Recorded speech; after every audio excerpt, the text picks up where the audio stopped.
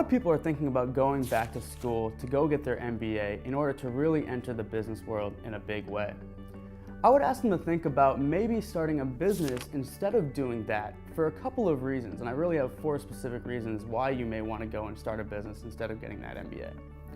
The first, learn by doing. When you're at a school, you're really learning through theory and this conceptualization.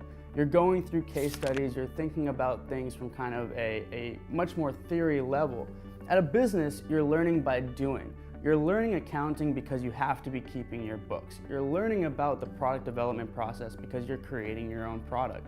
You're learning about the legal side of things because you have to be creating a business entity. So you're really learning by doing, and you get a much better understanding of business because of that. The second reason is you get this really nice, diverse expertise.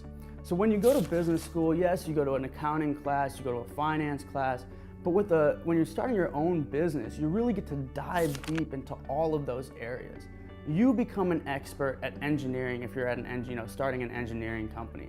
You really have to become an expert at marketing, design, branding when you're doing that piece of your business. So you get to become an expert in all of these areas instead of just kind of focusing on one and then learning a little bit about the other areas. The third reason it's a better investment. Think about buying a house versus going and making rent payments for an apartment. When you are creating a business, you're building an entity that is growing in valuation.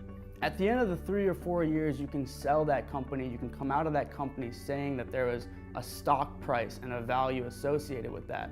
Plus it costs the same. In this day and age, the amount that it takes to go to business school and spend 2 or 3 years there, you can take that same amount of money and get started with the business and at least take you until your first funding round is needed. So think about that. You're coming out with a value that you're able to sell, and you're also spending the same price.